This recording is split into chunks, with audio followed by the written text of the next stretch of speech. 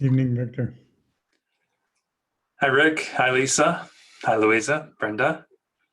Looks like there are 20 folks in the call with us. I apologize for our last minute revisions and submittals and it being Tab's last day. And I think we're on the air.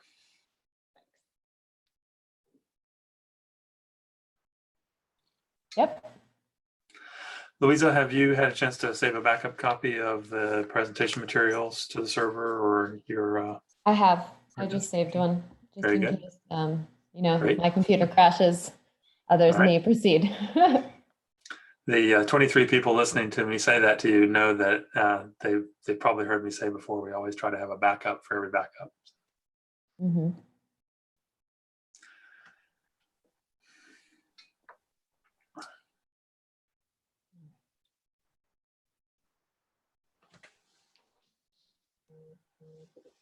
Still have the Penman intersection behind me. You do. I see. That's a really good Maybe background change for this. that. Oh, I think it's great. I think that people from Neptune Beach will appreciate seeing their Penman, Florida intersection behind you.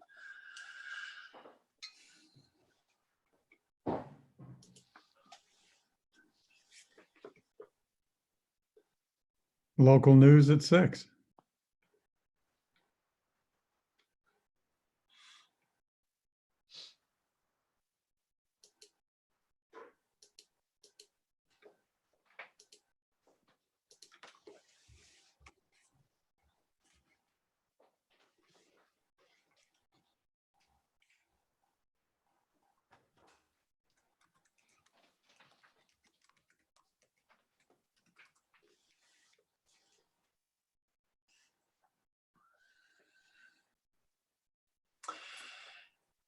And for those who are just joining in, I see we've got the first 26 people already signed on. We had some unexpected competition for tonight's event. They decided just in the last 24 hours or so to open the beach at 5 o'clock. And so people that have been unable to go, get out there, get their dose of salt air and beach breeze are probably all crushing the beach right now. But tonight's presentation is being recorded, so you can reassure your neighbors they haven't missed anything. Can just log on probably tomorrow. We should have it up pretty early, and then you can watch a recording, and the questions we have for people will be there as well. Lisa, we have a mic check for you. Your mic is tough to hear, so when you're unmuted, you're going to want to really speak up. Okay. Lisa Nathanson. Yeah, lean in on that mic and really speak up like you're speaking to. How's that? Oh, that's much better. That's much better. Thanks for improving that. All right. Okay. Okay. Thanks for the heads up from our alert reader. Yes. And so with that, Louisa, I'm going to mute my mic, let you welcome everybody and introduce Vice Mayor Jones for his welcome, and other panelists. Lisa, you're going to want to mute yourselves until Louisa unmutes us, or we unmute ourselves to jump in. Welcome, everyone. We're right on 6, and it's 30, and we have 36 participants. So. All right. Well, thank you all for joining, especially given the news that you can be out on the beach right now. So we appreciate you taking the time to watch this presentation live with us. Go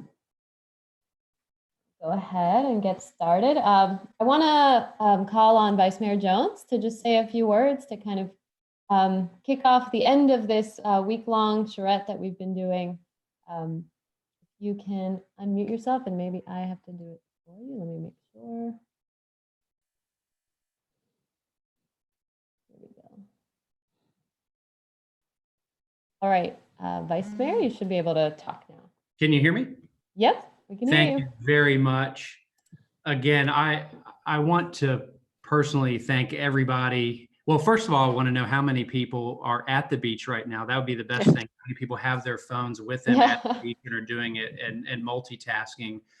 But really, I just wanted to really extend a heartfelt thanks for all of the participation. I mean, as you guys know, this is probably one of the most, challenging and uncertain times we've ever really been in, and nothing like this has ever really happened before. So I think it's very important that we applaud everybody for being flexible, and particularly the team, the staff at the city and Dover Coal for really coming up with an innovative platform to keep this process moving along. And I think in many respects, it's been great because we've had really excellent participation.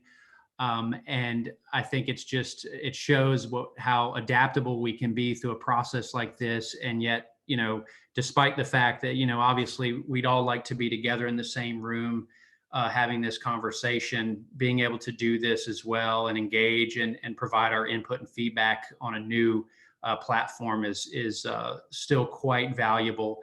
And hopefully this was the most important thing, is that hopefully everybody had fun, that this should have been a very engaging and fun activity. I think, as I mentioned before, the real purpose in doing this was to make sure that we really establish kind of what our future priorities are and investments, and really let this process serve as kind of our North Star, if you will, in terms of the future of Neptune Beach, from a planning standpoint, from a mobility standpoint, from a development standpoint. And again, I think it's important now to recognize that we're part of one of a number of communities. I think that I would say now we rank amongst the illustrious that have taken the step in really doing some skilled and thoughtful planning, because I think that's a real essential part of what we call really sound and defensible decision making. And hopefully what we have out of this is really a document that we can be extremely proud of, and we can allow it to base what types of decisions and investments we make in the future.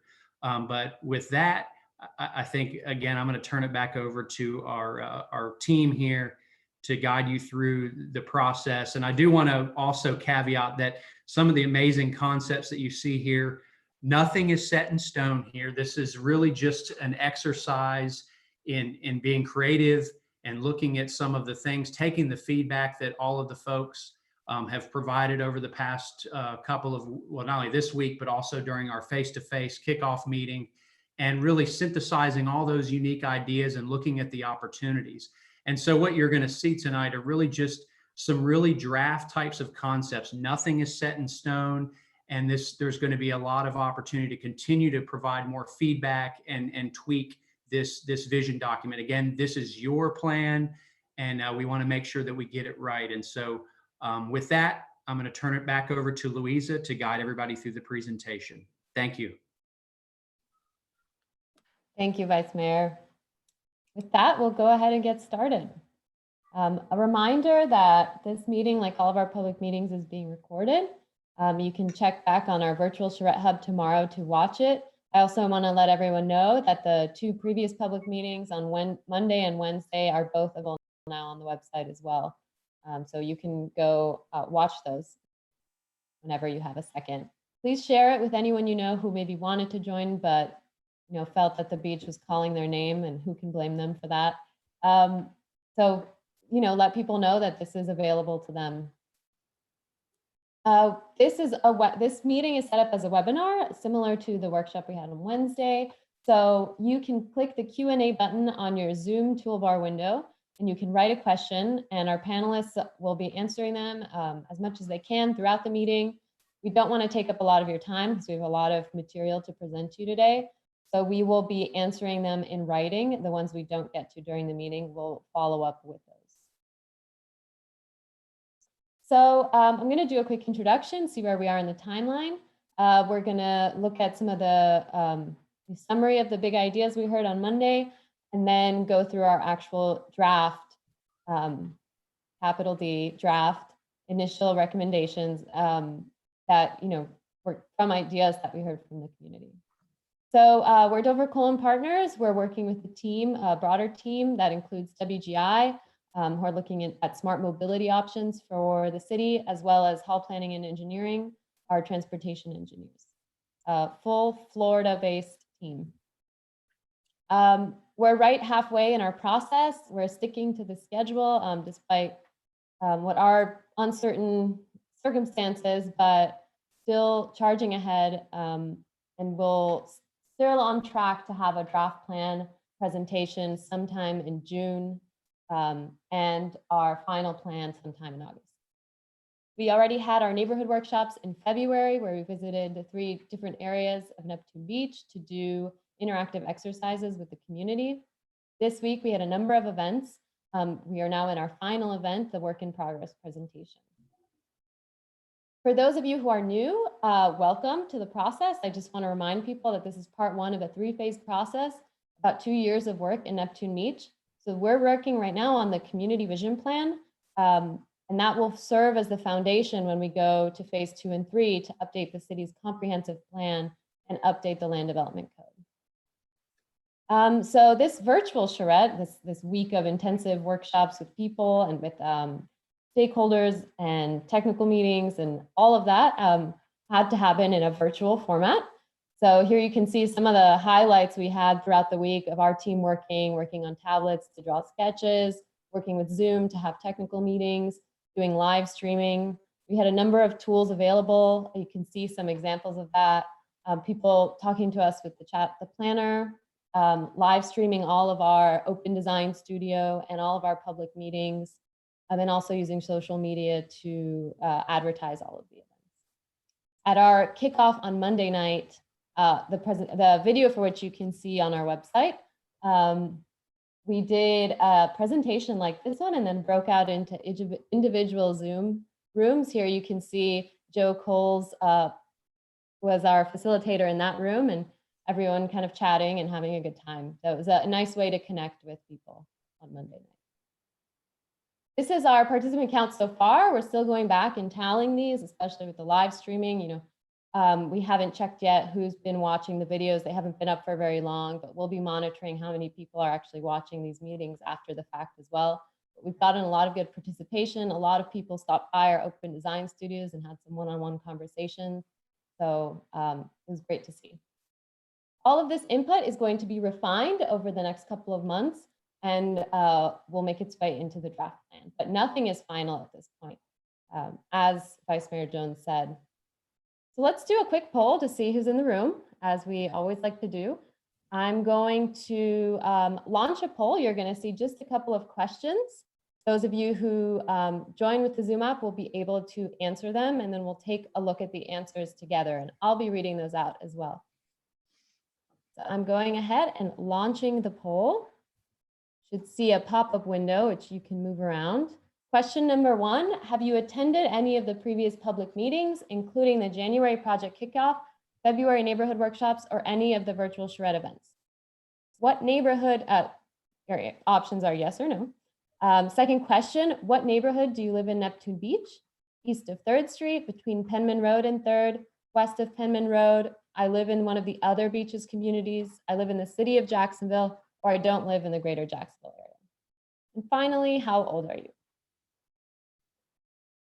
All right, we're getting several votes.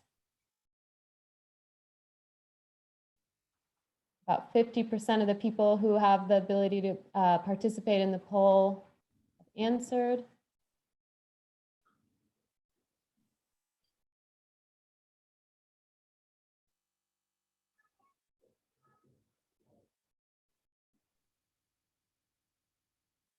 All right, about 60% have voted.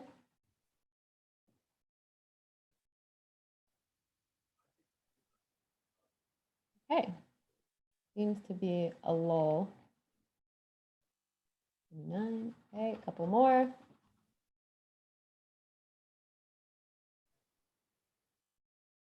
All right, going to go ahead and close the poll.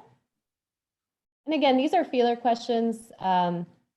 You know, it's not scientific. Not everyone, people who join by phone may not be able to, aren't able to take the poll. So this is just for us to have a very rough idea of who joined.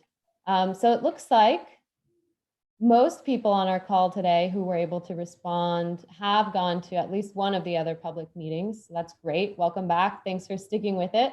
To the couple of newcomers, thanks for joining. Looks like we have a majority of folks east of 3rd here, about 45% of people who responded. And then about 20% each for west of Penman and the central Neptune Beach neighborhood. Majority of the, or 40% of the participants between 50 and 65, another 30%, another 40% between 25 and 49. And we have one teenager with us, or pre-teenager. So welcome, thanks for joining on your Friday evening. Okay, wonderful. Did you get the toys put up? Vice Mayor Jones, I think your mic is live. Oh my God. And now we know who the preteen attendees are. Yes. Thanks to your 3 kids for joining. It was in. almost timed. All right, great. So I wanted to take this chance just to, talk a little bit about change and how towns and cities evolve. Neptune Beach has a rich history. We love that you all still have preserved your original city hall, but it's just nice to think about how the evolution of your city in particular has gone and how this is kind of the next big step in what that evolution looks like. So yeah, if anyone has great historical photos, we're always welcome to those. We had a gentleman join us in the open design studio who was sitting in front of a map. So he shared it with us, which is really great. We love to see that stuff. I'm just going to reiterate one more time, if anyone joined late, all the images and ideas presented today are drafts. They were quickly produced in the last 5 days. Everything you're seeing has been produced in the last 5 days. Some of it has been finished in the last hour. So it is all fresh ink, as Victor likes to say. And all subject to change. So, yes. But, like the best restaurants have that full disclosure kitchen where you can see them cooking in there before they're bringing anything. Where this is full disclosure, open, transparent process where you can see our work in progress as we go, mistakes and all. So therefore, don't feel bashful about telling us where you see something you think might be on the wrong track. This is our digital equivalent of letting you come into the studio and look over our shoulders. Yeah. Great. So this is a preliminary summary of the big ideas that we heard in our small group visioning exercises, and it's fairly consistent with everything we've heard from the community, both at the kickoff meeting back in January and at the February workshops too. We asked people to categorize their 3 big ideas, and 40% of people's big ideas had something to do with streets, trails, transportation, and parking. Another big category was public space, parks, and recreation. So we've heard a lot about those 2 things, and you're going to see a lot of ideas about kind of that fit within those buckets. So we're going to start with some draft ideas about streets, transportation, and parking. As I just mentioned, this was a really important topic to everyone we spoke about. This is a community that's really passionate about walking and biking and safety. So we heard you when we asked our 3 neighborhoods during the neighborhood workshops what they would categorize their neighborhood in the future in 1 word. We heard, we want it to be walkable, bike friendly.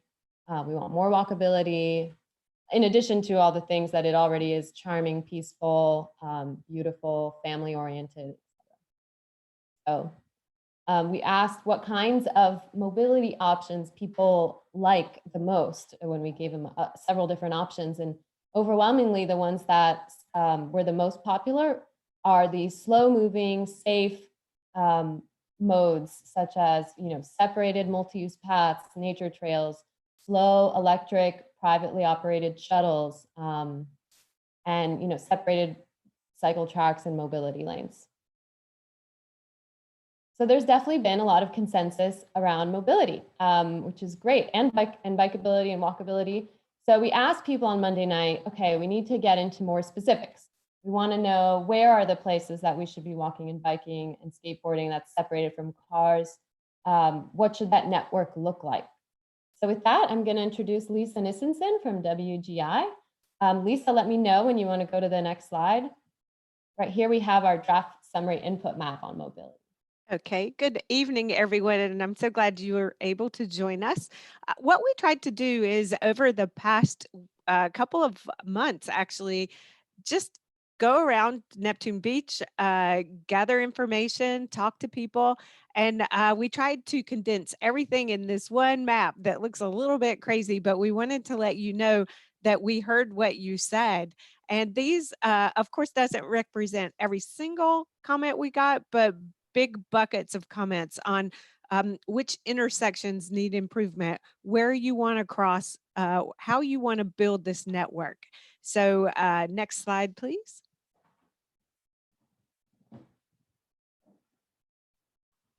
I just want to say a couple of things about the shuttles and how they work. So most of these are what are called demand responsive, or it's almost like Uber and Lyft, where you can actually summon a vehicle on your phone.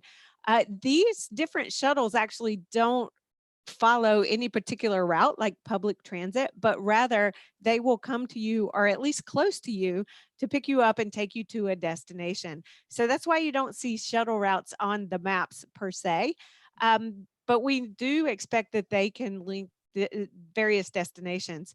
These shuttles are low speed, so they will typically go 10 to 15 miles per hour now, but we expect that they'll go faster over time.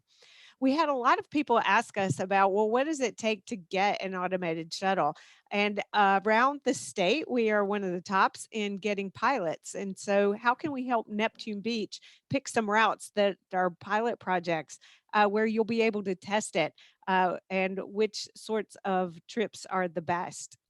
You may need to have some certain street design and some digital infrastructure and signage. So, we'll make sure to include that in the final product. Next.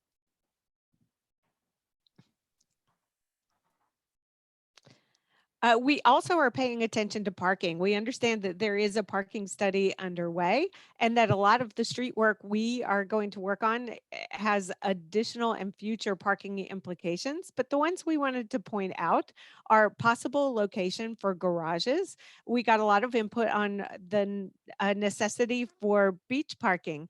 Um, We've also got plans for some of the on-street parking in and around the beach center, town center, excuse me, and we've got ideas there. There's also the possibility of a residential parking permit zone. And again, this is just draft, but we're looking at other cities to see how best to formulate something for Neptune Beach. Next.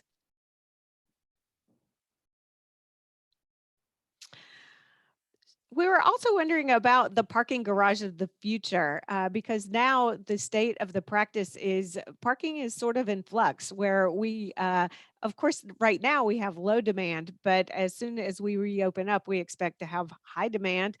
But that may taper off over time as we find other modes and ways to get around. So, really, architects are looking now at adaptable garages. Um, there's this thing called self-parking in your cars. You may have seen the Hyundai ad during the Super Bowl of the car that parks itself. And that vastly reduces the amount of space needed for cars. And it's rapidly being introduced into new models. And so we're going to pay attention to that so that we can give you the best input on how to design your garages. We also need to think hard about the reality of the finances because the construction, especially if it's quality and it's made to be adaptable, can be quite expensive. So we'll be looking into that for you. Next. For the residential parking permit, St. Augustine to the south actually has a pretty good residential parking permit that they've tweaked a couple of times.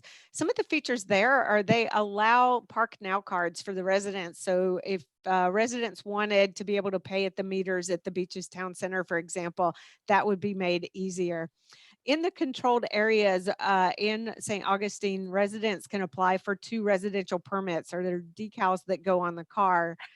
In addition to guest and service passes. And then what they do is they assess the hours or restrictions that vary block by block, just depending on what the parking pressures are.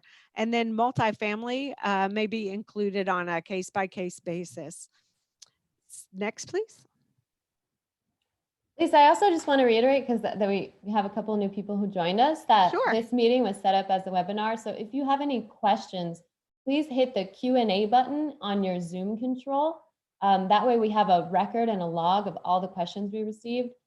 We can try and answer them, us the panelists, in real time. If we don't get to them, we can follow up with questions after the meeting, written responses to your questions. Sorry, go ahead, Lisa. No, thank you. And if you're new to this series, if you have a question, please put it in the chat.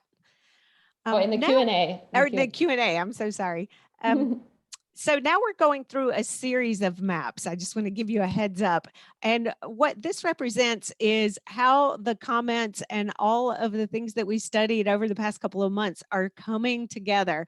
So this first map shows some of the existing multi-use paths, as well as the 3rd Street, where we got a lot of comments on improving pedestrian safety. So we wanted that to be a kind of a base layer, if you will. Next. Then what we did is overlaid on that the proposed multi-use paths. And this is any path that is already proposed either by your city or a region or state. And that's, I guess what you'd say, on the books. And then in addition to those, the orange dotted lines represent some of the areas where a multi-use path may make sense in addition to those that exist and are proposed. Next. Then what we did is we laid over atop that the top dangerous intersections where people really wanted us to focus. Next. And then on top of that, we looked at some of the multi-use connection points. And again, you see that some of these are intersections show up in multiple categories. Next. On top of that, we put some of the key pedestrian points where we really need to also focus. And so some of those are along some of these roads, but also can be around schools as well. So that's where we heard the desire to get some better attention to crossing infrastructure. Next. Then we overlaid some of the access to water because that was one of the strongest community design elements that really came up is this. We want to access water on both sides. So we put in possible water trails and marsh access as well. Next. And of course, the access to the waterways themselves. Next. And then this is just everything on the map. So if you want to go back and reference this map with your neighbors who couldn't make it, this is the one that puts it all together. Next. And then with Rick, we've been looking at some of the FDOT, Florida Department of Transportation, context classification systems. And Louisa, do you want me to carry on, or is this Rick's part of the presentation? Rick, could you quickly talk through the context classification maps? Yeah, take us back one map, and the two major roadways are the ones under Florida DOT jurisdiction. That's A1A, which is locally called 3rd, and then Atlantic Boulevard. And for many years, we worked in the transportation business. Everything we designed was either rural or suburban, and we didn't really much pay attention to the walkability in the urban places. But this is a new DOT. It's a brand new approach they're taking now. They have divided the state into context classification zones, so zones of different context. And the DOT has called the orange line at the top on Atlantic suburban commercial as it exists today. And then the darker color is urban general. So you have enough of a grid street system on A1A and 3rd Street to bump it up from just a suburban category to an urban category. And the higher your number gets, the greater your walkability. That's why that's important. Hey, Rick. Just a quick comment on this map. It looks like, to most people looking at a map, this is just like a couple of colored lines. What does this mean? What this means is that if you're in one category, the State Department of Transportation now has permission in their manuals to let you do all those good things you want to do, like control the speed and make it more walkable or put trees and things. Whereas in the past, 5, 10, 15 years ago, they might have said no to that same thing, saying, we can't do that. It's not in our book. So this is a huge breakthrough. And all week long, I heard people say, in the past, they've been told the transpocracy who has said no to things that people would really like to see. They now have permission in this system to say yes to some things they said no to in the past. That's huge. So Rick, I stalled there so you can show them the difference between existing and what if. These are just showing the Florida DOT streets. What we are going to do is have the context classification definitions on all of your local streets also. So the suburban is showing up here as a blue suburban residential. And the purple up in the upper right corner is an urban center, a C5. And this is a proposed. This gets us away from just being locked in on the future, on the existing way things are today. And this is what we've heard from you as to what you would like to transform different portions of your city into a different context, and take some of that urban center and move it out onto A1A and Atlantic. And then that's the justification for you to have DOT change the character of that roadway. Major, major change in the way they're doing business. I'll add a point to that, Rick, is that this is about how land use and transportation overlap. So the goal is that you have the land use patterns that match the type of street you want and vice versa, right? So. And the DOT can then, if you tell the DOT that we want to have this be a slow or walkable street, then they have every right to come in and say, okay, what are you as the local government doing with your zoning and your land development regulations to make the right kind of buildings and scale of the enclosure on the street come to fruition from your local side where you make the decisions. And then they're saying they will give you the street that matches the context that you want. Mm-hmm. And it's playing out pretty well across the state. Great. So I'm going to ask Brenda to unmute herself if she's not already. Brenda and Rick have been working this week on producing initial street sections that show how 3rd Street, A1A, and Penman can be redesigned in the future. Hi, yeah, can you hear me? Okay, so this is what it looks like to stand on 3rd Street, A1A. You see here that you have a very narrow sidewalk and a grass strip. They're very wide lanes. Next slide. And this is existing on Atlantic Boulevard. There is a median and there's left-hand turn lanes there. Also some conditions for pedestrians. You have very, very narrow sidewalks and a short grass strip. So it's not as comfortable as if you had shady trees when it's a really hot summer. Next slide.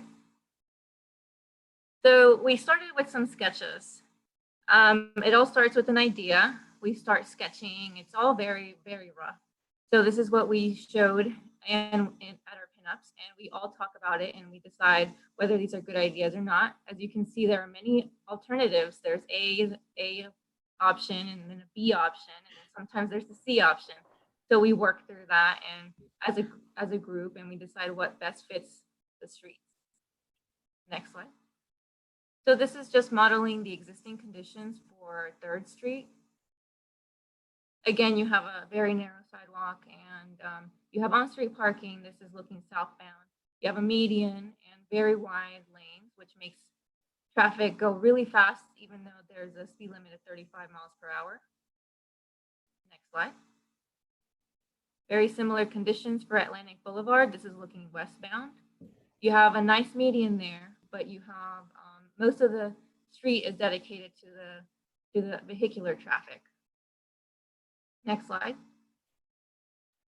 And so this is option A, option 1, for both Atlantic Boulevard and 3rd Street. We noticed that they have very similar conditions as far as right-of-way. It has the same dimensions. So we said, what if we planned and designed something that could make it more pleasant to walk and to ride your bike and get to one place to another. So this is a situation where you have on-street parking on one side of the street, and you have enough width for a bus lane, for a bus to get through for any bus routes. You have a narrower lane there. You still have a median, a landscape median with shade trees, and you have the same condition on the other side without a on-street parking. The goal of this section here is to have a wider sidewalk on both sides and to have enough space for shade trees, which we believe would improve the walkability and experience of walking on these streets. Right now, it's not very safe and it's not very pleasant.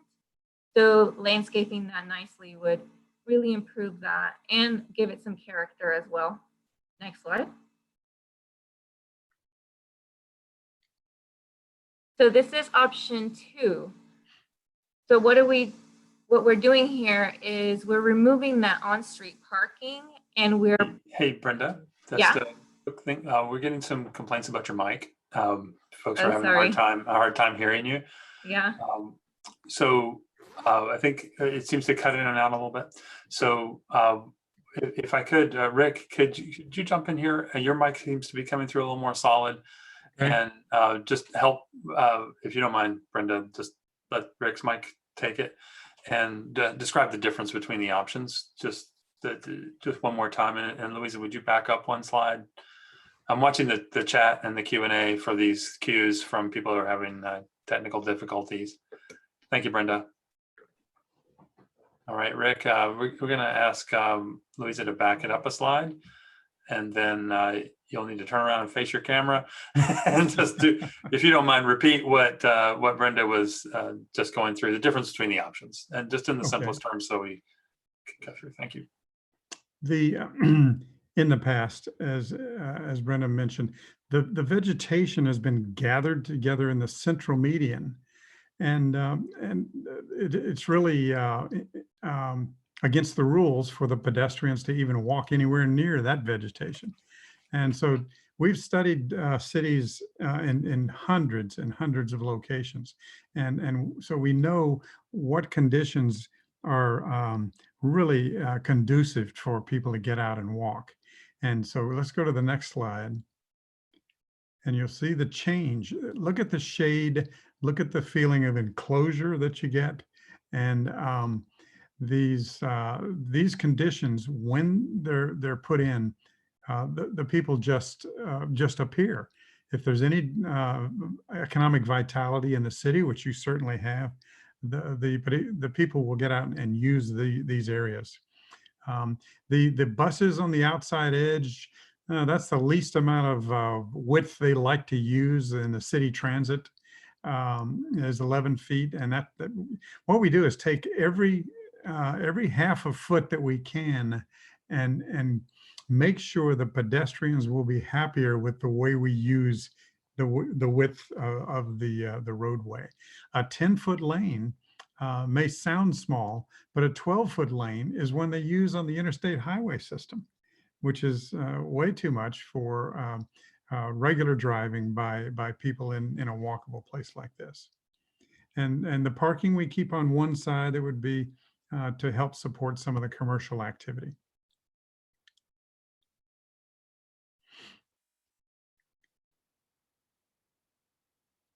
Now there's a possible lane that we've drawn in on the outer edge. You see the sidewalk that's 7 feet wide.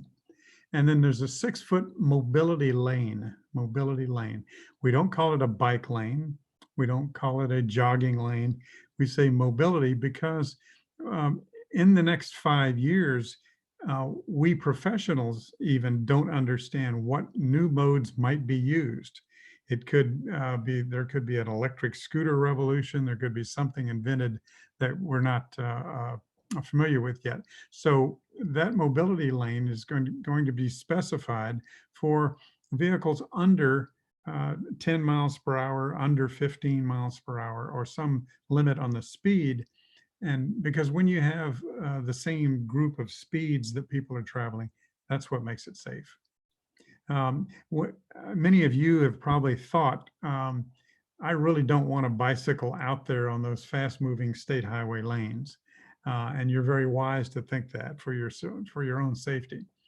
And you don't really want to bicycle on the sidewalks all the way. So this mobility lane is an opportunity to give you a chance to get out there and get on your bicycle, your electric bicycle, or even walking, and have a good shady place for you that goes a long distance and really gets you somewhere as a part of the system. Hey, Rick, just one quick thing about that cross section that you showed. The 7 feet of sidewalk, is that part of the sidewalk that is inside the right of way? You can certainly get more sidewalk width than that within the setback that's on the private property, but between there and the front of the building. So just to clarify, you're not limited to merely a 7 foot sidewalk. Yes. When a restaurant goes into the building on the right, and they want to have some outdoor dining opportunities, that green grass will go right to a patio of some type, and that'll be usable by the restaurant or by the public as an easement for a wider sidewalk. Yes, that's good, Victor. Now over to Penman. Penman is one of the few long connecting streets that you have besides those 2 state roadways. The cul-de-sac and suburban community patterns of development that happened after 1950 or 55 really were trying to keep out the fast-moving traffic, so they're hard to get through if you want to go a long distance. And that's proper, we understand that. But this is one of the streets that you have left to use as a mobility corridor for people that want to go a longer distance. But it's about 100 feet wide, and when you see this, you know it's really too wide to have the drivers even think about going a little slower. So subconsciously, that foot goes on the accelerator when there's a lot of green grass on either side. And so that's the existing condition of 100 feet. 2 11-foot lanes. Again, they're not 12, and that's good that they're 11. We think they can go down a little bit more because speed is so very important to the safety of the crossing pedestrians and even the drivers themselves. Speed is so important that I have a radar gun. This is you push that little red button and you get the speed reading of a car going in and out of the back of the radar gun, 800 or 900 feet away from you in either direction, coming or going. So I take this wherever I go and studying places. I've used it in Neptune Beach, and you're mostly behaving yourselves. But speed is so vital that we pay attention to it with every design element. Now, that 13-foot lane in the middle, there are many driveways for residences that are all along Penman. And for them to want to turn left into their driveway, if they were in a lane where people were waiting behind them, they would all be very uncomfortable. So you're allowed to get into that lane, turn into your driveway. So that's important to keep as a safety measure. Now for alternatives, we like the sidewalks, we like the trees. There's even a bioswale. Look on the very outside, the 7 foot. We don't want water to drain off of all these facilities and quickly rush down to a stormwater conveyance. We like it to take its time, dwell for a little while, and give you some green garden type area in addition. So we have 7 feet on the outside, 5 feet right next to the roadway on either side, and then another 7 on the far side as bioswales, where plant material will be strategically planted to take up water and to slow down the flow of water until it can be absorbed. Then the big addition is in that 10-foot planting strip to get a good row of marching trees. When we first started looking at what would help the walkability of cities across the United States, the places we saw that had lots of pedestrians, very active, all had shade trees, and in areas like this. Then we've got a 6-foot mobility lane. We like that again, same as described in the previous discussion. So that's for bicycles and other modes that are going about the same speed. 2 10-foot lanes to slow it down. And we had to leave 12 because people that are turning into their driveways sometimes get a little bit of an angle on their car, and so they needed 12 feet instead of 10. The roundabout or signalized intersection options on this location have really occupied a lot of our analysis time. This is Penman in Florida and Forest, your 5 points intersection.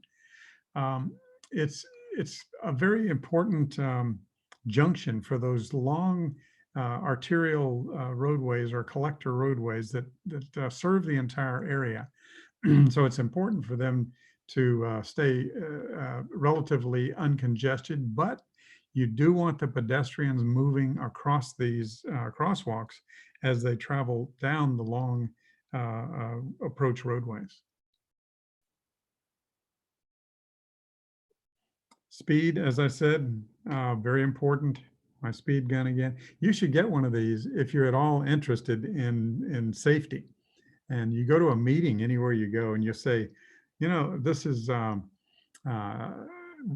speed gun. We took 30 samples and they were 27% above the posted speed limit by 10 miles per hour or more. And that's a whole lot more effective, and you have credibility instead of just standing up and saying, well, it's kind of sort of fast out there and we're concerned. So when you are a pedestrian, if you're unfortunate enough to be hit by a moving vehicle, and that moving vehicle is going 20, it's one chance out of 10 that you would be a fatality from that crash. And then if the vehicle is going 30, then about half the time you or your friends would not survive the crash. 40 miles per hour, there's not much of a chance at all that you would survive that kind of crash because we are vulnerable, and the momentum of the car has so much energy when it's moving at those higher speeds. It's an exponential curve of power that they get when they go just an increment of 10 miles per hour more. So speed has to be a consideration for every single element of the street and intersection design. This is a roundabout that was previously designed by the city of Jacksonville. They hired a company called Metric Engineering. And because we know from their traffic counts that the Penman Road to Florida, Penman Road south to Florida Northwest volumes are the highest, they tried one that had 2 lanes circulating there to give it more capacity for that movement to get people to make that left turn movement. Safety, again, very important.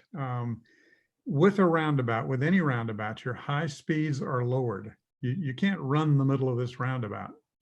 And then when you have an approach to the roundabout and you don't have to stop, as in this case, you only have to yield to anybody that's traveling in the roundabout, you're stopped less. So your driving time can be a little better. Your capacity can be a little better, but it's not achieved through high speed. It's achieved through moderation and management of the speed of the vehicles going around the cycle, the roundabout. There are some longer crosswalks that are occurring when we add the extra lanes to the roundabout. And with any roundabout, there's about a 6-week learning curve for people that are learning how to drive through it. But people there's a survey that said 70 or 80% of people are opposed to roundabouts before they're constructed, and 70 or 80% really like the roundabouts once they're finished and they get a chance to drive them. And we also had an alternative that had a single lane roundabout. Now the single lane, you see, even looks simpler from the air. Hey, Rick, so I Yeah. can help you get through this. I want to remind everybody the longer and more detailed presentation about roundabout and alternatives, like the signalized, more compact signalized intersection. It's all summarized in a recording of Wednesday night's session, which went into this in exquisite detail. So you don't have to do that now, and I have to push you along. That sounds good. Thank you for reminding me of that. We came up with a roundabout that had a smaller diameter because speed is important again. And the tighter the radius, the slower the vehicles will travel through the roundabout. And we got those splitter islands and crosswalks lined up so this long and popular East Coast Greenway Trail would have an easy time getting across the northern leg of this roundabout to continue over to the east. This is one of the most important things to me personally as a transportation engineer and as a person that has a family. When you put in a roundabout versus a signalized intersection, in this study of 40 different intersections, the fatal or incapacitating crashes went down 90%. So as I said, you can't run a roundabout. The view that you is most important to you as an individual to consider is what happens when somebody makes a mistake. Either somebody misses seeing the red phase in the signal because they're looking down, texting, or talking to a friend of theirs in the car. So when the crash occurs, how fast is the vehicle going? That's the most important thing to you. So there you have the 68% opposed, 73% favored after construction. I'm gonna go just past this one. I think this is worth looking more in detail at the Penman workshop, Rick, where you Right. went through the different traffic counts and level of service. Yeah. This is new though, so if you want to share it. Yes, some of the discussion in that Wednesday meeting and other communication with you citizens was what happens with the school so close? Won't that be a dangerous situation? And in fact, the speed management characteristics of the roundabouts make them ideal partners for mobility at the schools.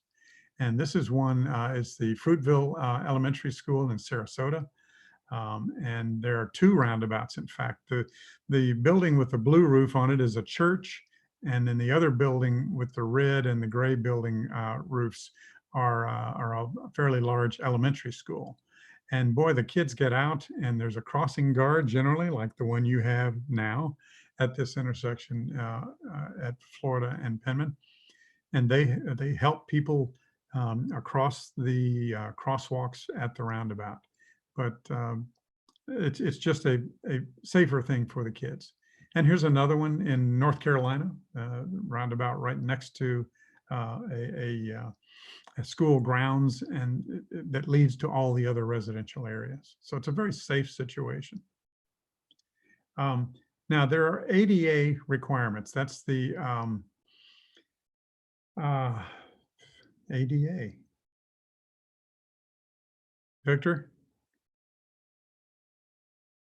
Well, we were disabilities. asked a question during Wednesday's workshop, and then we've gotten some emails about that afterward, about how one sets up these kinds of intersection designs that are different from conventional ones, so that they are accessible to people who are impaired, or and how they meet the requirements for all ages and abilities. The And national, so the the national- physically, visually impaired or just vulnerable users of the roadway. So these are some of the standards we've been collecting. We're going back through the checklist. That's why it's shown here with checks, to make sure that every one of these measures can be met in this road.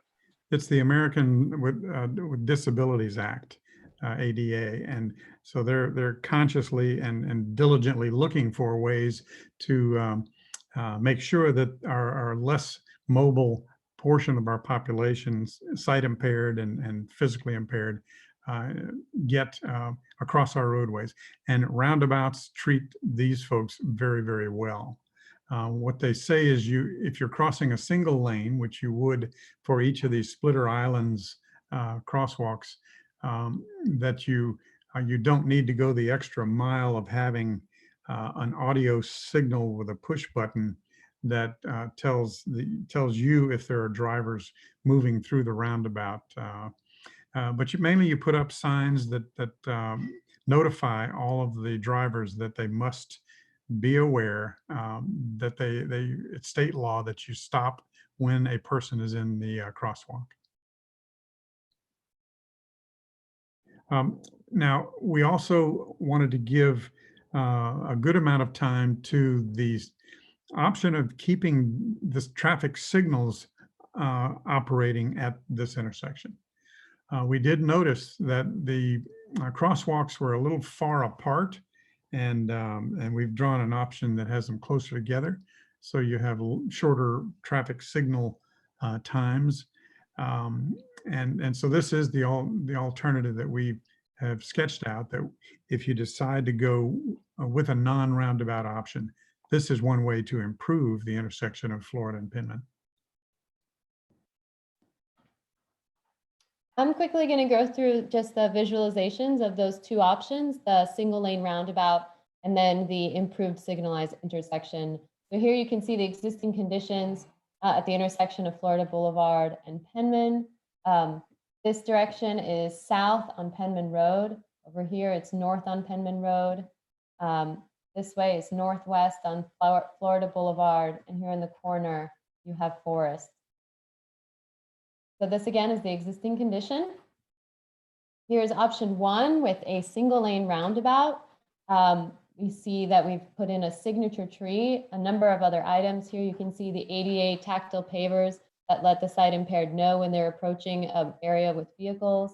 You have the splitter islands, the refuge areas, signage that indicates to drivers that there are people crossing, as well as a sign that this is where your East Coast Greenway is running as well. You'll notice the car yield zone. We always leave a car length space between the entrance of the roundabout and the crosswalk. That gives pedestrians a break to look, to make eye contact with the vehicles before they enter, and the cars behind them as well. Of course, if you don't want a signature tree, you can put a signature statue. This is our octopus statue that we have drawn in after some feedback from the community. We thought, well, maybe this should just be a statue of King Neptune himself. This is obviously something for the community to decide, but it's an opportunity to display some public art.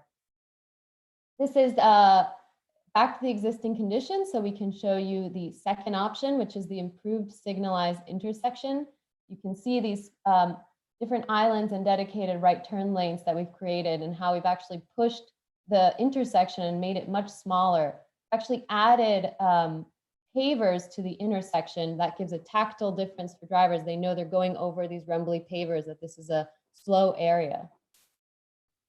And there's a second option with that, which would be replacing the existing traffic signals with your more traditional mast arms. We'll be looking at another option with just one assembly that goes diagonally across, similar to what's there, but on the actual mast arms. Some of the features of this design. I'll quickly go through them, all of them, so you get a chance to see again the existing condition. Here is option 1 of the reduced roundabout with a center tree. Here's an option with public art instead. Here you have option 2A, which is the improved signalized intersection.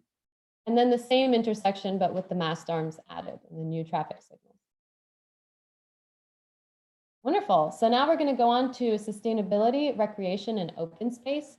Similar to streets and transportation, a lot of people had ideas and felt very passionately about providing more public space and opportunities for recreation, as well as for stormwater infrastructure and climate resilience. So the results we heard varied a bit in terms of the kinds of civic spaces and open spaces people wanted across the 3 different neighborhoods. So east of 3rd, they really liked the idea of a shared street, of a neighborhood square and parklets. Between Penman and 3rd, they also liked the neighborhood square, but the kayak launch was very important, as well as the senior center.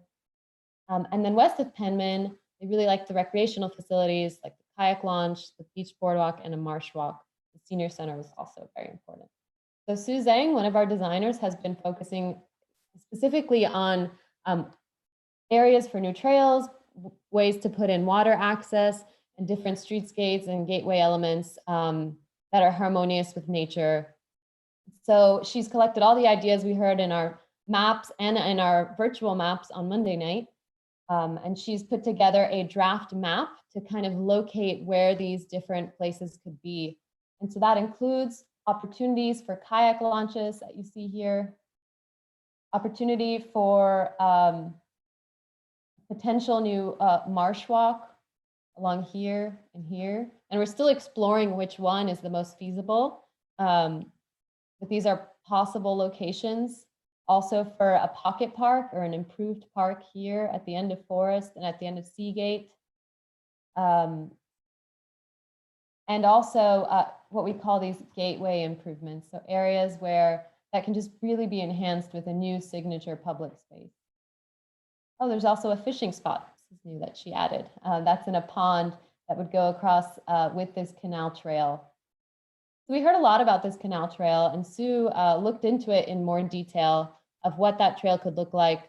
A lot of people, we've been told, are already using this path. And there's a chance to do a lot of nice things on it. And the path doesn't have to look the same the whole way across. So Sue's gone in and actually started to break up what the different characteristics of that trail could be like as it goes through different environments. So here, as it goes along this canal, parallel to 3rd Street, we're calling it more of a civic and commercial character. It would go along the commercial buildings. It passes through the library. Then it goes into Jarbo Park, where it has a different character. And then it goes through a residential area, potentially, if it is to continue, and eventually to Fletcher. And Sue's been doing a lot of research on hardscape versus low impact development, which is when you use natural elements to help filter, clean stormwater, and also slow it down. And as much as possible, when you can do more of the one on the left hand, you create ecosystems there that are beautiful, but also serve to clean your water right where it lands and where it's collected. And there's lots of successful case studies she's been looking at. These are, this is a park in Singapore. It used to look like what you see on the right upper corner, and they've since transformed it into a nature park. And she's been looking specifically at different landscape, different vegetation that can be planted along the canal. And so there's an opportunity to connect this trail that would run along the commercial properties of this canal to this pond as a potential area for a recreation with a small picnic seating area and a place to fish. That's a city-owned pond. And so here she's done some before and after visuals, we like to say. So this is the existing condition of where this trail is running. This is right adjacent to the library. And you can tell the library doesn't really interact at all with this space. It's the back of the library. There's no fenestration, there's no windows, there's no openings that spill light onto the space. And there also is no formal trail. So Sue thought this was a really good opportunity to do a unique public space. So what if this could be transformed into a really special place where people can enjoy nature, gather together. You see that she's incorporated public art and murals along the wall, the back wall of the library, colorful seating areas, as well as a really nice trail for people to walk on. So this bridge, this potential bridge connection is what would take people to that pond that I showed in the previous slide. So this is a part of the trail that goes through Jarbo Park. So here again, an opportunity of how this part of the trail could look different. So Sue did a lot of sketching.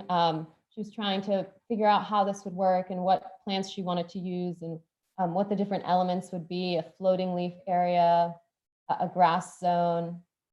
And so from this sketch, she actually went and created an image. So this is the existing trail right now. And then here is what it could look like with proper vegetation, natives, using native plants as much as possible, not only to filter stormwater as it runs off the trail and into this canal, but also to create habitat. And this is a proposed bridge that's part of the park plan that's already underway, including educational opportunities, signage to explain to the community what they're looking at, what the plants and animals are. And here you can see how she's kind of divided the different zones that can happen when if you're cutting a slice through this trail. Here's what the different zones are. So you have a floating leaved planting zone, an emergent planting zone, and a grassy zone. So here is the possible location for that bridge. We're still seeing, where exactly it should go. And there's a lot more to come on this subject too. Louisa, while you're on the subject of the trails, can you just drop back one? Sure. Listening to the conversations this week, and I was in on some Zoom meetings and online design studio interaction and so on, where some of these ideas were emerging during the course of the week. One of the frequent questions with trails, especially in neighborhoods where people aren't used to them, is about safety. And so I just want to go on the record saying we heard you. We have heard your questions about safety. And there are a lot of basic best practices, like making sure that trails are properly supervised. They have what we call natural surveillance, or what maybe in your neighborhood you call eyes on the street. You have to have eyes on parks and eyes on linear parks as well. Also, so any place that's occupied by people is automatically safer than one where there's hardly anyone around. Because you can see or you can call for help or that kind of thing. Now, you also need lighting and standards for operation. And then you can go beyond that to get more and more safety, cameras, so that sort of thing. But there's a lot of trail projects all over the country where they've confronted the exact same issue. And I think I just want to make you aware that we heard you, we heard the question, and we come back with more details on these trail ideas. We're going to make sure that we can answer your questions about safety. Great, thanks, Victor. So now we're going to move on to commercial redevelopment and ideas for the town center. And I know the previous section talked about open space, but we're still going to see a lot of examples of open space with these ideas as well. There's a lot of interconnectivity between these three topics. So you'll see some ideas that also relate to transportation and street design. So there were some big ideas, or several combined, that are about local businesses, commercial redevelopment, and the town center. So this is another big topic that we need to address and come up with solutions and ideas for. So we asked people during our neighborhood workshops what type of commercial places that they liked. And by far the most popular were the kinds of places that are really sensitive to the context of the community. Such as, a small neighborhood coffee shop that almost looks like a home, a local restaurant, corner store, a neighborhood commercial center, and this mixed-use town center, which is an example from Jacksonville. We also asked about housing, and we'll talk about this a little later on, but wanted to bring up that there were some missing middle options, such as the duplex and the courtyard bungalows, and accessory dwelling units such as a granny flat that were also popular with all three neighborhoods. So we presented this on Monday, and we bring it out again here for anyone who didn't join us Monday. we're not exactly sure how COVID-19 is going to impact us.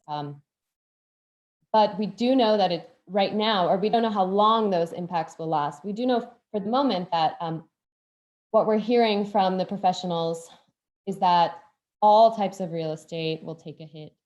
And it's similar to what we've seen in our work as well, working in several different cities where there's active development projects. We're hearing this over and over again, that all types of real estate will take a hit, but that retail and hospitality, and that includes hotels and restaurants, will bear the brunt of that decline. Multifamily apartments are the least likely to be badly affected, though student and senior housing are less secure. And this is not unexpected. This is similar to what we saw with the Great Recession as well. But these impacts will be felt differently by each market and region. So we wanted to understand a little bit better why people gravitated towards this example. This is Tapestry Park, and we thought it was a great precedent to look at because it's 18 acres. It's roughly a similar size to the Kmart parcel, for example, which is 20 acres in total, if you include the Luckies. And it includes boutique hotels, not unlike the ones that the developers had originally received a work order to build, a lot of office, a lot of retail, a couple of luxury apartments, and some townhomes.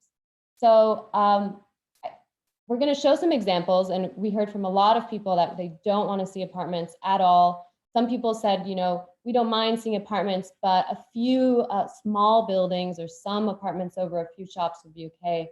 So we don't have the answer to this question, but we're going to show you alternatives as a starting point of what's possible. And you know, the same thing we heard with the bungalow court, which was really loved, and for everyone we showed this example to and explained this kind of option to, that, you know, they were worried about density and parking and things that come with that. And they were worried how it would fit the character of their neighborhood, but this is an example of how you could maybe get density and still keep it in the character of your community. We asked the same thing with the types of commercial businesses, and we, you know, realized that how these places are designed is of the utmost important. Nobody responded positively to any more strip and suburban type commercial buildings, but they like to see the kinds of commercial buildings that respond to their and that add to the character of the community. So we've slightly tweaked this map. This is still a draft map that's starting to identify some more near-term opportunity sites for redevelopment. And in the crosshatch pattern in purple, you see some long-term sites for redevelopment. And so this is based on conversations we have, you know, what we've heard. So this is still a living document of how of where we're looking at opportunities for redevelopment. And you see it really is concentrated on Atlantic Boulevard and 3rd Street above Walnut for the most part. So it is a very limited area that is where we're looking at redevelopment. And with that, I will introduce Victor to explain this slide. You know, during the course of the conversations this week, one of the things we realized is that when we just throw out a term like planners use, like mixed use, people immediately wonder, well, what does that mean? What do you mean by that was a frequently asked question this week. And so I appreciate that, because mixed use is a kind of catch-all term that planners and architects and transportation planners and so on use to describe a more flexible mixture. Sometimes what's upstairs in a mixed use building is office space, and sometimes it's a hotel upstairs and a restaurant downstairs. Sometimes what's upstairs could be housing, whether it's owner occupied like condominiums or apartments. And so the answer to the question about what do you mean by mixed use is it depends. That's a very site specific thing. And but there is one thing about mixed use that's pretty fundamental, which is putting some destinations within walking distance of people where people are working or living. And so when you do that, something very interesting happens. So for one thing, car trips get shorter, because if they get fewer and they get shorter. So some people who still drive less distance if they can find what they're looking for without having to go a long way. So that's one of the benefits of having a mix or combination of living and working, and living and shopping, or living and dining. Then other trips might be moved altogether from a driving trip to walking, biking, or transit as a result of having mixed it. And there's something interesting that happens with that evolution as you add a little more choices. Just imagine a neighborhood, Main Street or four corners of where there's some mixed use. And if there's just one restaurant, well, then you go there that one day a week or that one day a month that you want what they serve in that one restaurant. But if there are a handful of them, there's one that's more expensive and one that's a sandwich shop at low price. Well, then you might go to that same corner twice in a given period because there's more choice. So as choice increases, benefits accrue. And one of those benefits has to do with our carbon footprint. A lot of people ask us about resilience, about adaptation and mitigation of sea level rise. So the transportation planners will tell you, well, if you interconnect the streets and design the town more like a web and less like a tree, so that people can get from A to B, your carbon footprint will go down because you've made it possible to make shorter trips, and you've also made walking and biking and transit feasible. Similarly, if you build a little more compactly instead of spreading everything farther out, for the same reasons, your carbon footprint can also drop because you just don't run the car as far and you don't produce as much tailpipe emissions or use as much fossil fuel energy. But something interesting happens with the mixed use. When there are more choices, like more retail parcels within walking distance of a given residence, with a little bit more, your carbon footprint goes down. But after you hit a certain point, it drops like a rock. And that's what you see in this graph. And so anyway, just to advance this conversation about mixed use. First, what I mean by that depends.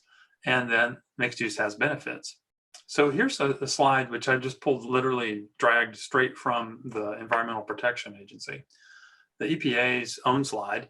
And they're showing work done here by Dr. Reed Ewing for the National Research Council that studied 239 real estate developments, including historical ones and newly created ones in 6 different regions. And what they showed was that the vehicle miles traveled per person goes down. So here's the point. If you're worried about traffic, about traffic congestion, or about, who are all these people in all those cars? One of the things you can do to help with that is bringing land uses closer together instead of spreading them further apart. And that's why mixed use and transportation impact are so important. So if you hear about mixed use development, that can be a strategy for reducing the traffic problem per capita or per dollar spent in the cash register of your local store. It also tends to help people have more options, like I mentioned. Next. I'm going to let you advance them. So obviously when people say, what do you mean by that? When they're talking about mixed use development, they're often talking about the former Kmart site and all of the controversies of the last couple of years over different ways that property could be reused by its owners. So we have what we can call here a grayed out shopping center in which the anchor tenants have faded or fading.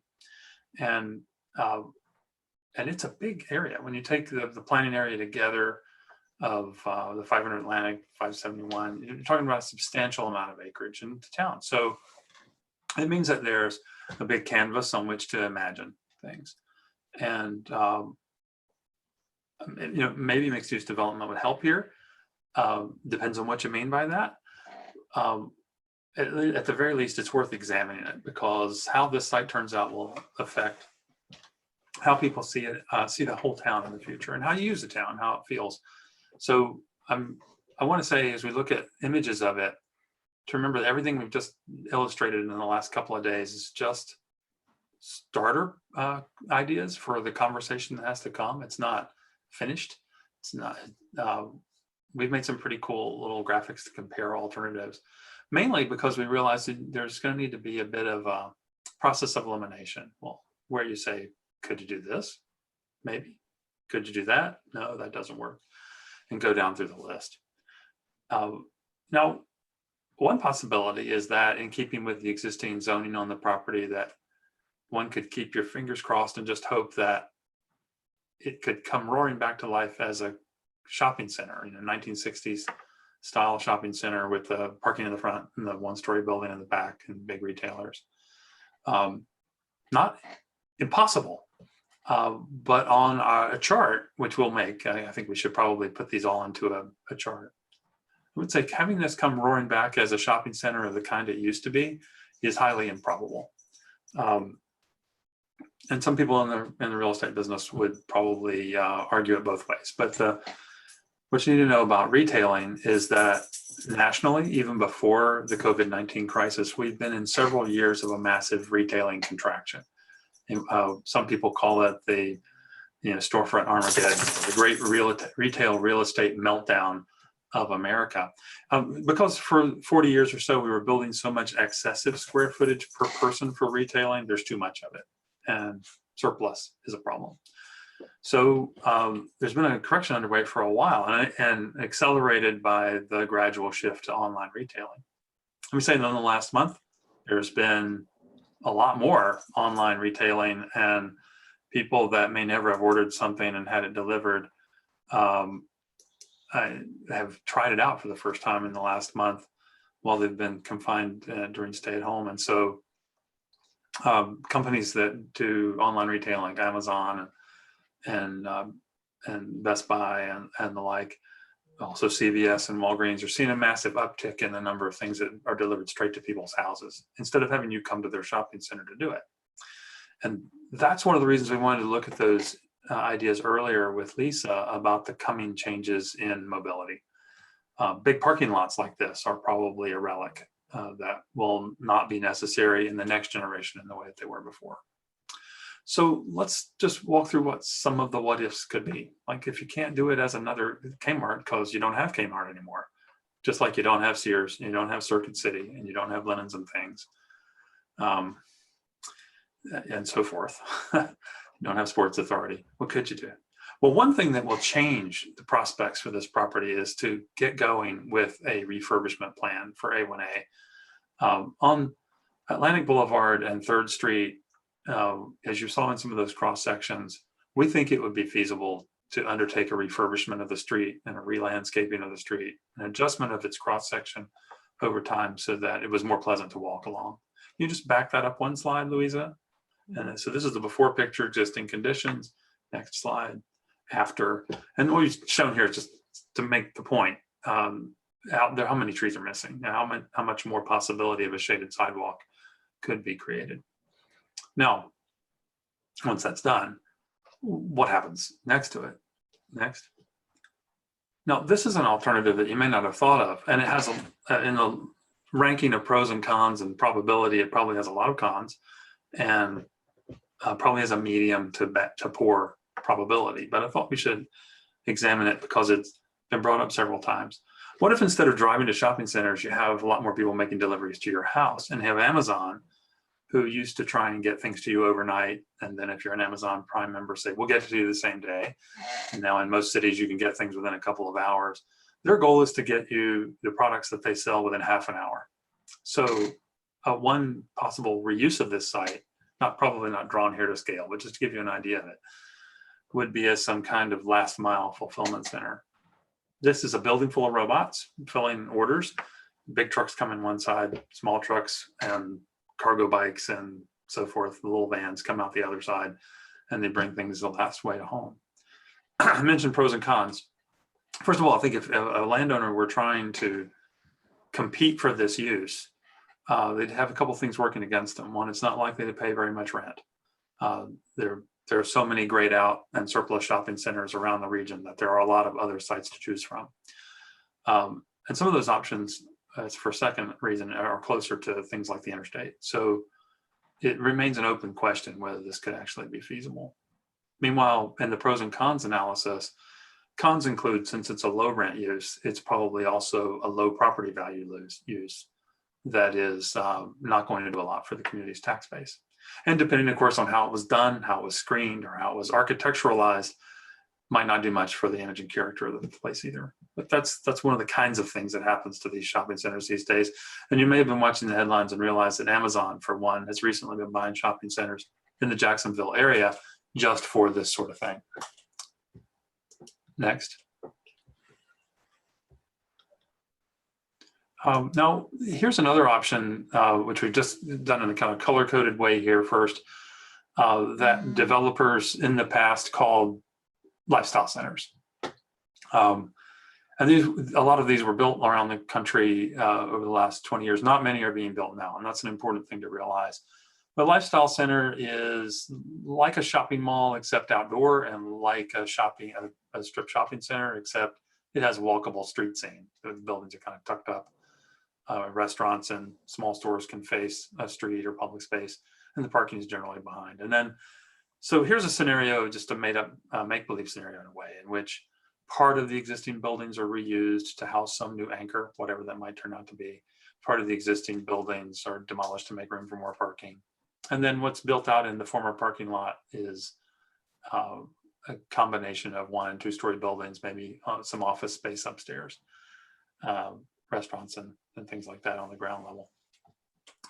We also illustrated in this image something people asked us about. They said, couldn't part of this site someday, whether it's on the east part or the middle part or the west part, hold a parking garage, a public garage where people could park and then take an electric shuttle or walk the last quarter mile to the beach.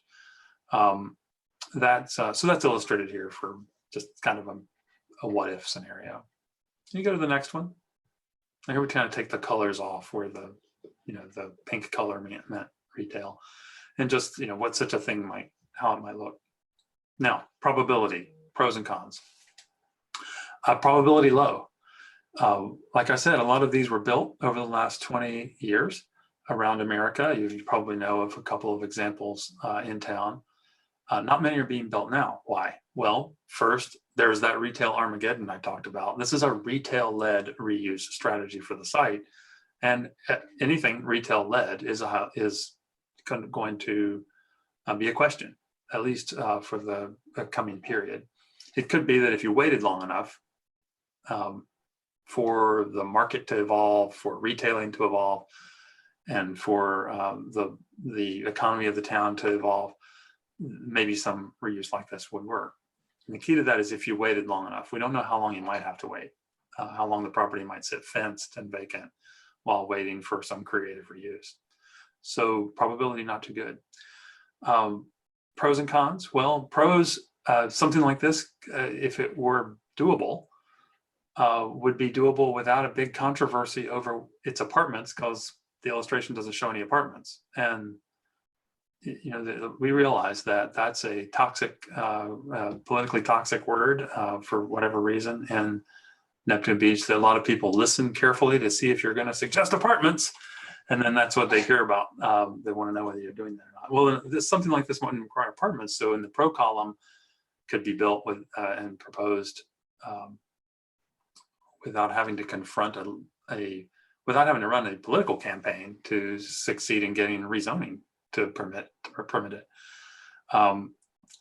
Cons, well, in addition to being improbable, it would add 1-story retailers and restaurants in a town where you already have a collection of 1-story retailers and restaurants east of 3rd that are going to need all the help they can get coming back from the present crisis.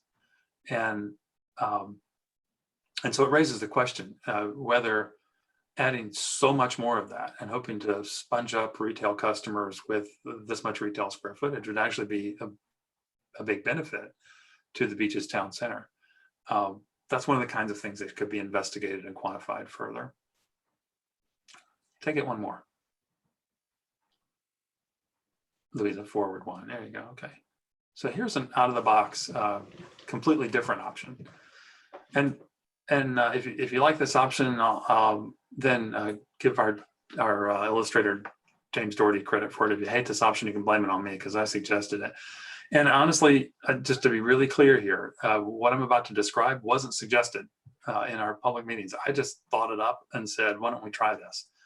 Because I was looking for some alternative that would be both economically feasible at some point, if not immediately, but without having to wait generations for it to be feasible. And some option that might be politically doable. And whether that's true, no one knows. So consider this a trial balloon for the 55 of you that are watching. and nothing more. It's just a what if. In this scenario, the northern part of the property, which is in the foreground, right above the word Atlantic on the label, Atlantic Boulevard, is are buildings that have downstairs storefront uses like restaurants and so on, and upstairs office uses. So think that you can compare the scale on these. These are, comparable to the building where Hawker's restaurant is located now, with the office space above it, just a little bit east of here. So this is doing more of that. And we drew that here specifically because when we asked people, well, what recent development do you like? Lots of people pointed to that one. So this pushes the street scene that is commercial toward the north. And then it imagines that a lot of the rest of the property could be used for housing in some form, possibly owner-occupied housing. I'm going to come back to that in a second.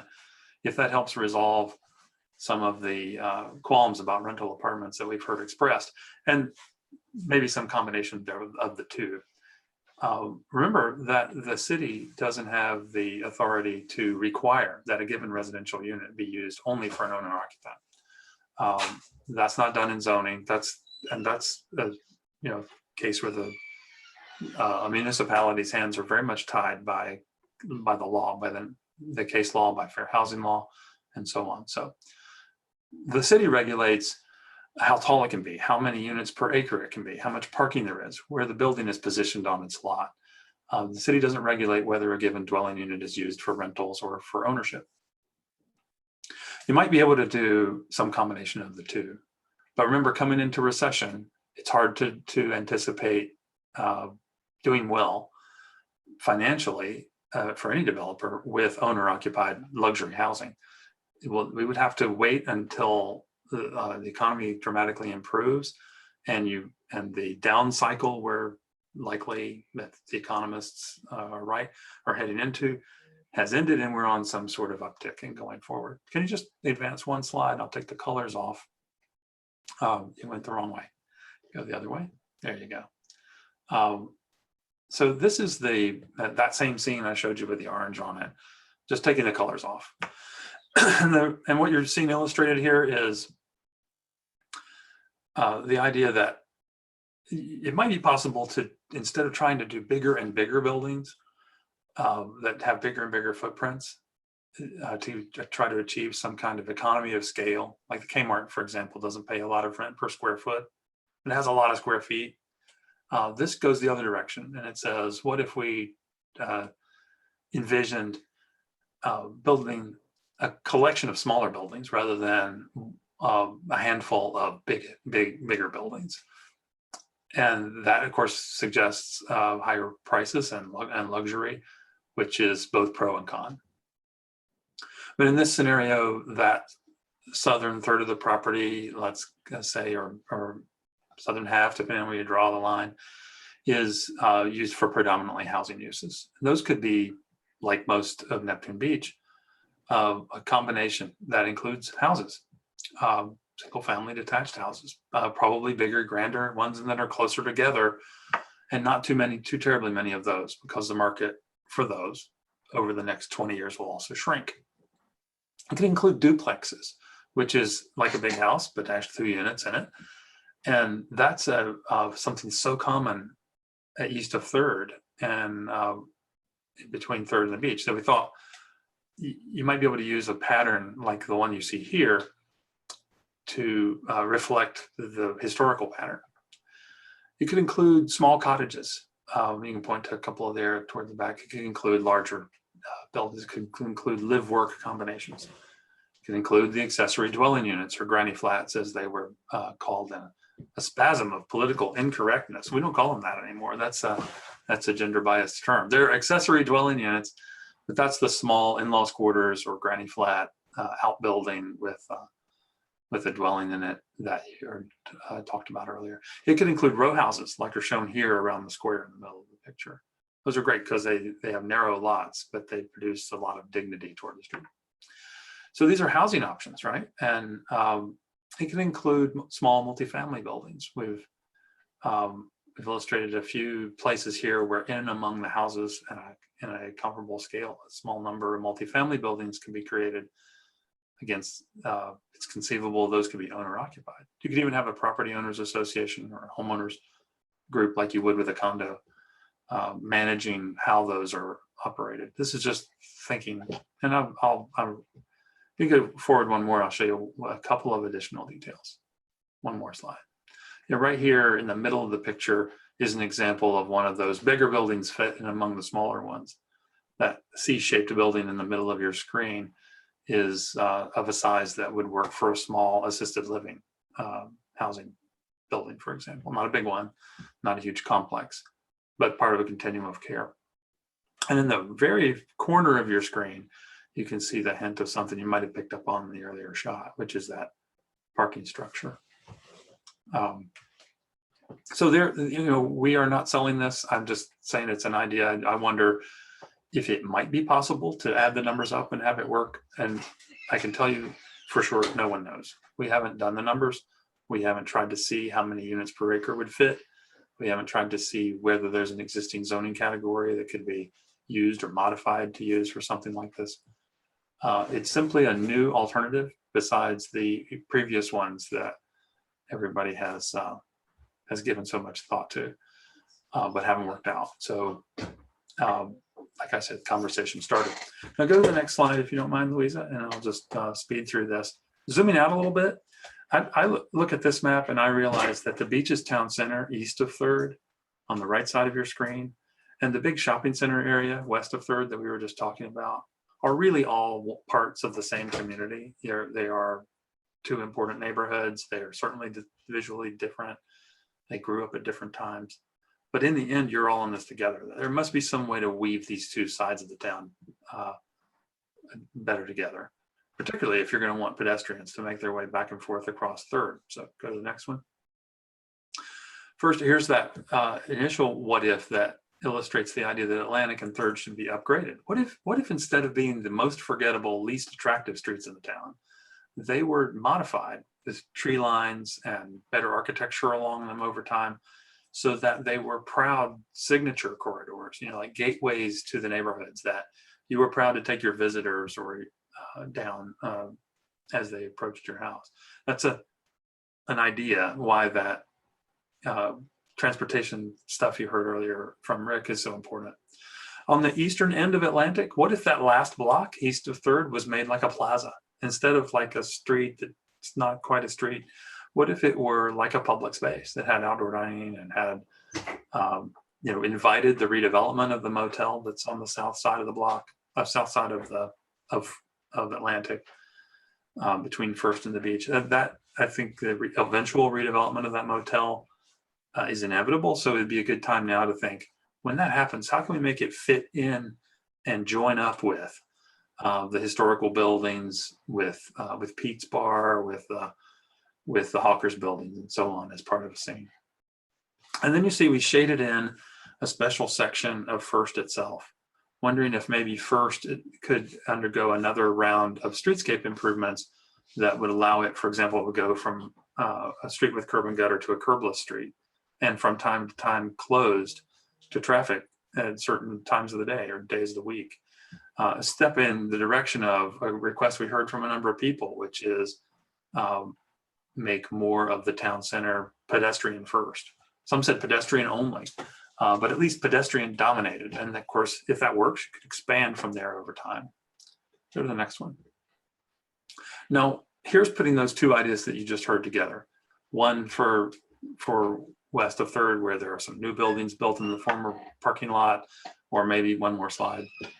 The existing shopping center is rethought in its entirety and becomes the next great neighborhood there. So you're seeing the two on the same map. And what you probably noticed by now is Lemon Street becoming, instead of a barrier between the two sides, a connection. Not quite ready yet for a lot of people to make their way back and forth. Next. So here's a big out of the box idea. We heard a lot of very mild, and I would just, being an editor, I would say timid ideas for how to very barely improve the crossing at 3rd and Atlantic, but it's 7 lanes wide to step from as a pedestrian from the east side to the west side. And until that's fixed, there's always going to be a problem. So what you're seeing illustrated here, which we'll show you in a close-up, is the idea of redesigning the whole intersection. So you cross two 2-lane roads instead of one 7-lane road. More to come on that. Next. So zooming out a little bit, and then before and after. Now you can see how the idea of an interconnected system of streets and blocks, like in the historic town, could be implemented west of 3rd and join the two together with both Atlantic and Lennon. And then we've added to that other things. These illustrative plans are kind of like a big bulletin board where we put each idea as they come up and see how they go together. So here you see ideas for improving the public park that's just south of the existing senior center. Next, and adding the trail to the canal. Now that intersection at Atlantic and 3rd was the single most raised issue I heard in conversations. It's almost like a cloud of uncertainty for the future of pedestrian life in the town. Fixing it would be like a big symbol. It would be a message to everybody. You're taking this issue seriously, not just the safety, but the comfort of an experience that people are having. Next. So here's a close-up on that big idea. The red line is down the center of Atlantic is, of course, the border between the two towns. So you have an opportunity for a lot of teamwork here between the DOT, Transportation Planning Organization, Atlantic Beach, and Neptune Beach. Next. And then here's an initial layout of how you might take the one 7-lane road and redo it so that all the turns are accommodated. The traffic works just as well or better than it does now for motoring, perhaps a free right from eastbound to southbound, and then also make a public space. Next. And so here's that then implemented with the idea of a public space and eventual redevelopment. I think just like what I said about the shopping center, you can predict that the Walgreens and CVS will eventually be redeveloped. You can predict that the Starbucks, where used to be a gas station, or that Starbucks is now, will also be redeveloped. And so here's just a quick placeholder what if sketch for those three things coming together: a redo of the intersection and a redo of the real estate on both sides. Next. Again, that's an idea that needs a lot of scrutiny.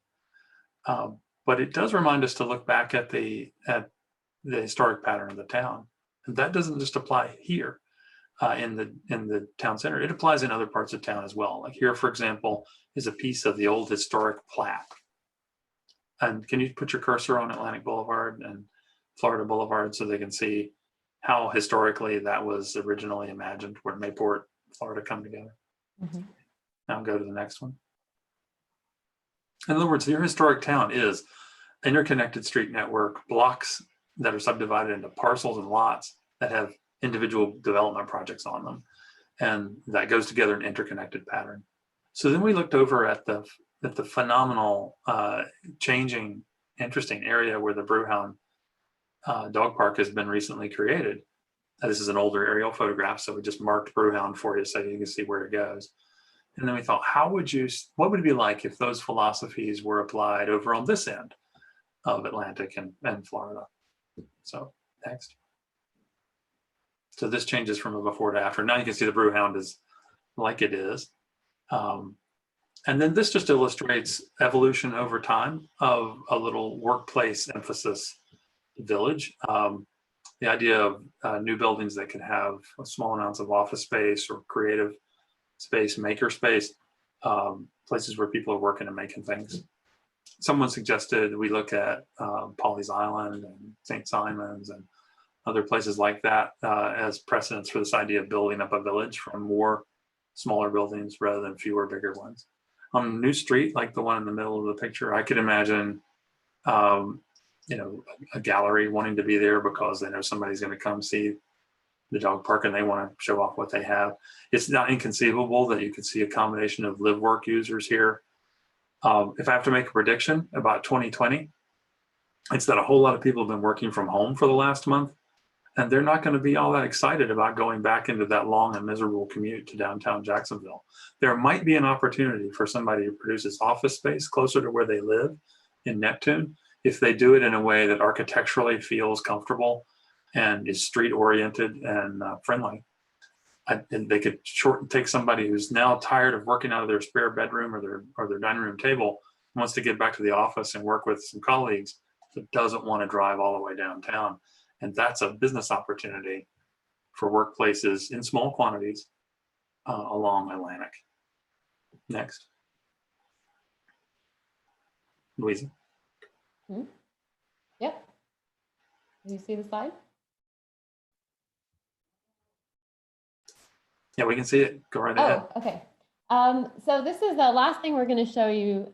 We heard this from a lot of people. We asked the question online if people thought there was an opportunity for more art and spaces for cultural production, like Victor mentioned, creative office space, co-working space, maker spaces. And we asked people, if they had any ideas for how art can be incorporated. And we heard a lot about this intersection. And this drawing, I will caveat, was produced just about an hour ago or 2 hours ago now. So we're still going to be working on it and adding to it, but it's just to show a concept for how this main entry point that was in the original plat that Victor showed you, supposed to be your central location of Neptune Beach, the grand entryway into your city. And unfortunately, through the overpass, has become an area that's seen a lot of disinvestment. So this is what it could be, just to show you what it looks like now for comparison. Even small tweaks. I mean, you have a blank canvas at this underpass to do a lot of great art. We had a technical meeting with local artists. There's an incredible artist community, not just in the beaches, but in the greater Jacksonville area, who are active and engaged. That's a great resource. It's a way to, bring life back into areas that, haven't seen it in a while. But there's a lot of small tweaks. So here you can see it today and what it could be in the future. To Victor's point about some new small office spaces that could occupy this important corner, they would have great visibility for people entering through the highway that could see their rooftop. They could put a great sign on their rooftop, if this were a co-working space of some kind. Also adding trees and minimal landscape improvements to these medians, cleaning them up already, and adding more high visibility crosswalks, unlike the ones that are a little bit faded and spread apart. Those small tweaks, in addition to the artwork, could go a long way in helping breathe some new life into this area. So here again, you can see what we've shown here as potential at new infill development and art. So with that, we are once again over time. We have so much that we produced in 5 days. So we wanted to give you a chance to look at all of it in its draft form. I want to take this opportunity to thank the city of Neptune Beach and everyone who helped us throughout this week, all the facilitators who helped us on Monday night. Thank you again for your participation. We're scheduling a debriefing of everything that went on this week soon. So please keep checking our website, keep checking your emails for notice of when that will happen.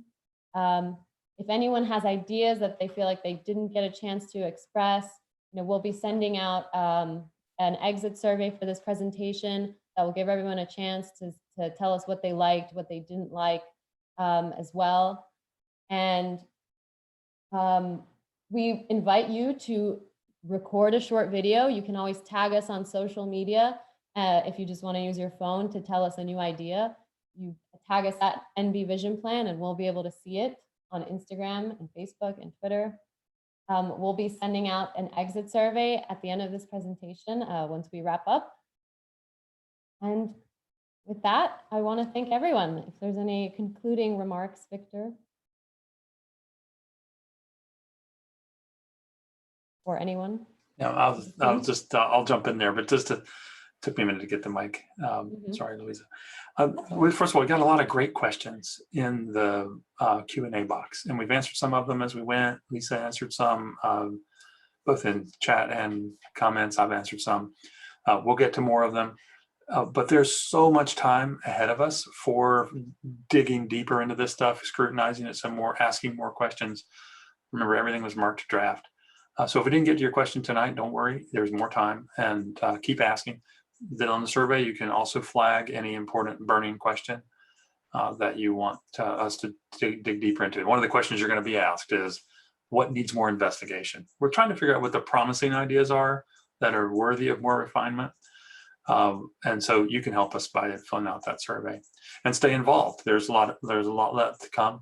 Last, I just thank you to all the people who helped. We had a ton of assistance, not just from the people who do this for a living, but certainly the city staff who had to fit this activity in among all the other things that they're working on. Your elected officials who were involved hands-on all week, neighborhood leaders, property owners, lots of people contributed in many ways to keep getting us up to speed. So thank you to all of them. Thanks to Mary Frojo and Neptune Strong for doing an extra effort to convene groups and send links. There's so many people to thank, and we have a lot left to do together. So stay one big team like we built this week, and we'll get there. Thank you. Thank you, everyone. Have a good night. Good night.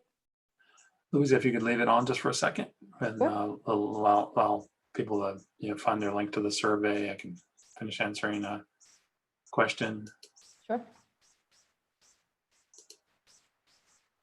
I want to make sure before we close the room, I get a chance to look at all the Q&A that we didn't answer yet.